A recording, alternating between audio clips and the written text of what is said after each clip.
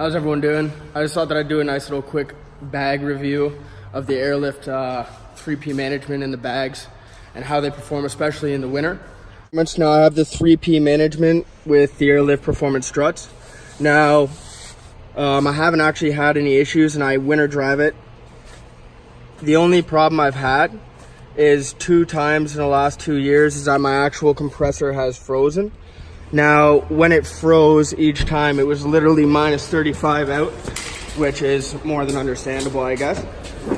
But with the 3P, I have the water trap over on behind there, but literally my compressor would freeze right at the head, like right before the line.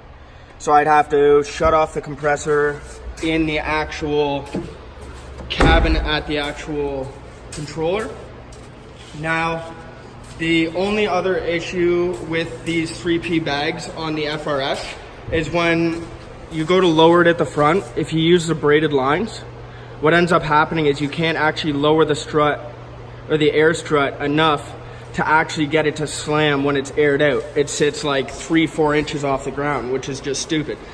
So the only way to really get around that with the actual Airlift performance struts is to actually take the braided line off, use one of the 90-degree fittings that was actually supplied, and go straight to the plastic or ABS line, and then it'll actually allow it to go down lower. Now, to go any lower than that, the only way to do that is to actually take the frame that sits up top in there and actually bang it up, like actually smash it upwards a little bit, to give yourself a little bit more clearance. Now, I never did that.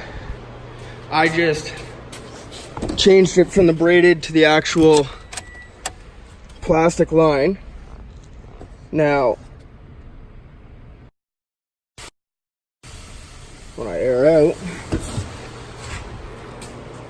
as you can see, the back is barely off the ground. And even with me changing to a braided line, the front, as you can see, sits higher than the back. It's literally like impossible to get this thing actually slammed to the ground in the front, which is kind of annoying. And it literally just clears my tires. Now, the only thing that I would say actually annoys me with this system is the fact that when you go to an actual height and then you're driving, all of a sudden it will change heights every now and then randomly, and you'll be driving and all of a sudden you'll look over and literally one side will be like, say, 59 and the other side will be at like 68. So then as you're driving, you literally gotta double press it again to let it try and resync. And if you let it resync while you're either turning or going over a bump or on an uneven road, it's gonna do it all fucked up again anyways. I literally find myself changing the pressures on this more than anything. Like, it is so annoying. The other thing to note is that between the winter and summer, the pressure changes by 10 psi. So for instance, in the winter, if you were to run it at 55 psi, you'd be rubbing. But if you were to run it in the summer, you wouldn't be rubbing, you'd actually have clearance. It's a little bit fucked up how that shit works. But other than that, they've been doing me good. I drive it every day to work and back, like 365 days, all year round, and it's never left me stranded. I take it on long trips, long drives, never had any bag issues, never had any line blowouts, never had any of that shit. It's literally just been pretty amazing. Would I ever buy bags again? Probably not. In the winter especially, the rear bags are so noisy.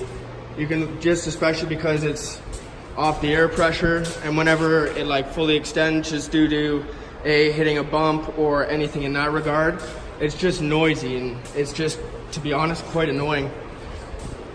I would only ever buy bags again and put bags on a car if it was actually my show car. I would never ever recommend bags as a daily driver, especially if you're gonna be driving it around in the winter, because to be honest, it's quite the investment and nothing's gonna go wrong with the bags. It's just the fact that it's A, noisy, B, you'll be driving and all of a sudden the car is 3 inches lower than it's supposed to be, where you're at your winter ride height, it's just ridiculous. And then even when it comes to an alignment, so say for instance you get it aligned at your winter driving height. Now when you air down to your summer driving height, now your alignment's off again. Or if it goes up by 2 psi in the back, now your alignment's off again. You're literally never driving with your car actually in spec, because it's always up and down and up and down and up and down. The other thing with bags is if you drive it every day, daily, you're gonna go through front and rear end links or stabilizer links like it's literally your day job, because end links don't like being fully extended and fully unextended consistently. It's just not meant to do that. So those end up blowing out, but to be honest, like I said previously, it hasn't really given me any problems and it hasn't kept me stranded. So in that regard, I'd recommend bags, seeing as that I drive a little bit like a degenerate and that I drive throughout the winter.